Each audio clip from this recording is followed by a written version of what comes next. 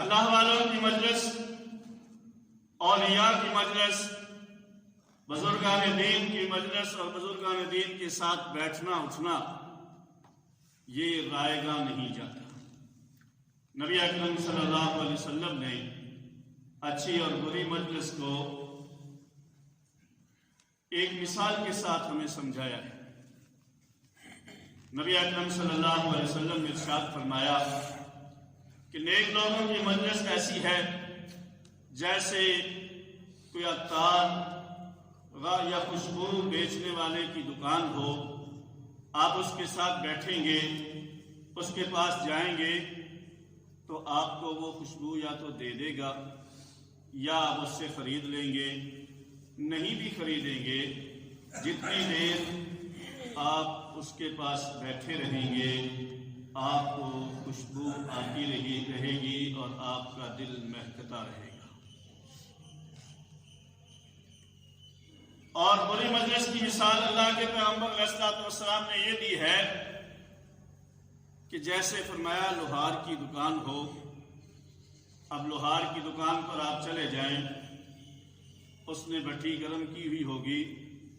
وہاں سے دھواں بھی اٹھ رہا ہوگا، فرمایا کہ یا تو اس کے پاس بیٹھنے سے آگ کی کوئی چنگاری اڑ کر آپ کے جسم کو یا آپ کے کپڑوں کو جلا دے گی، اگر یہ نہ ہوا تو کم از کم جتنی دیر آپ بیٹھے رہیں گے آپ کو وہ دھواں تو پہنچتا رہے گا، آپ کو دھوئیں سے تو تکلیف ہوتی رہے گی۔ فرمایا کہ برے لوگوں کی مجلس ایسی ہی ہے کہ اس کی وجہ سے تمہیں کوئی نہ کوئی نقصان پہنچ سکتا ہے، فائدہ وہاں سے نہیں ہو سکتا، نقصان ہو سکتا ہے دین کا فائدہ اگر ہم چاہتے ہیں تو ہمیں پھر اللہ والوں کی مجلس اختیار کرنا ہوگی، نیک صحبت اختیار کرنا ہوگی، نیک لوگوں کے پاس بیٹھنا اٹھنا ہمیں کرنا ہوگا، تو پھر اللہ رب العزت ہمیں نیک اعمال کی توفیق بھی عطا کر دیں گے۔ آپ اس عمل کو کرنا چاہیں یا نہ چاہیں، آپ غیر اختیاری طور پر وہاں بیٹھ کر ان کے پاس اٹھنے بیٹھنے سے اللہ آپ کو بھی نیک اعمال کی توفیق عطا فرما دیں گے۔ اب دیکھیے حضرت مولانا رشید احمد گنگوہی رحمۃ اللہ علیہ، جنہیں ابو حنیفہ ہند کہا جاتا ہے، جو فقاہت کے بلند مقام پر فائز تھے، وہ بیعت ہونے کے لیے حضرت حاجی صاحب حاجی امداد اللہ مہاجر مکی رحمۃ اللہ علیہ کی خدمت میں حاضر ہوئے، عرض کیا حضرت میں آپ سے بیعت ہونا چاہتا ہوں، میری مصروفیات ہیں، میں اسباق پڑھاتا ہوں، دین کی کتابیں پڑھاتا ہوں، میرے پاس یہ آپ کی طرح اللہ اللہ کرنے کے لیے وقت نہیں ہے، ذکر کرنے کے لیے وقت نہیں ہے،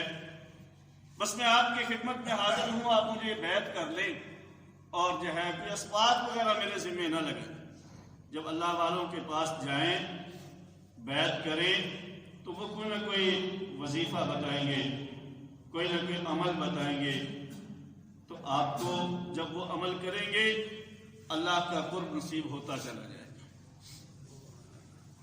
اب حضرت حاجی صاحب امداد اللہ مہاجر مکی رحمۃ اللہ علیہ نے فرمایا اچھا بھی ایسے کرو، یہ بیعت میں آپ سے کر لیتا ہوں لیکن آپ 3 دن یہاں ہماری خانقاہ میں گزارو۔ حضرت نے فرمایا ٹھیک ہے جی۔ حضرت مولانا رشید احمد گنگوہی رحمۃ اللہ علیہ فرماتے ہیں کہ اب میں وہاں قیام کر لیا، رات کو سویا ہوا تھا، رات کے 2 بجے خانقاہ تھی، وہاں سارے ہی سالکین تھے،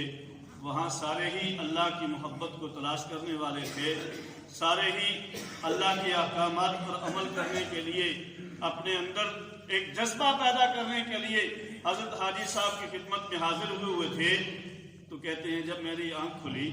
میں نے دیکھا میری دائیں طرف کوئی آدمی ایک اللہ والا کھڑا تہجد پڑھ رہا ہے، تھوڑی دیر کے بعد دیکھا میری بائیں طرف بھی کھڑا ہے، کوئی ادھر کھڑا ہے کوئی ادھر کھڑا ہے، پوری مسجد میں لوگ نوافل میں مصروف ہیں۔ کہتے مجھے احساس ہوا، ندامت ہوئی، میں بھی چاروں ناچار اٹھا،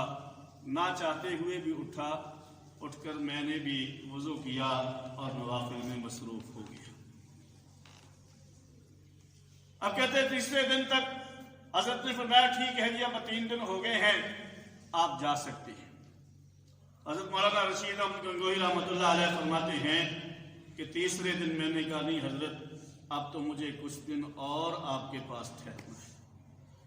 اللہ کے احکامات کے اندر لذت، سکون، راحت جو اللہ نے رکھی ہے وہ دنیا کی کسی چیز کے اندر نہیں ہے، اور جسے یہ نصیب ہو جاتی ہے اس کو پھر دنیا کی کسی بھی چیز میں سکون حاصل ہوتا ہی نہیں ہے۔ تو پھر حضرت مولانا رشید احمد گنگوہی رحمۃ اللہ علیہ ایک چلہ 40 دن حضرت حاجی صاحب کی خدمت میں رہے، اور 40 دنوں کے بعد حضرت حاجی مراد اللہ مہاجر مکی رحمۃ اللہ علیہ نے حضرت مولانا رشید احمد گنگوہی کو جب روانہ کیا تو اس کے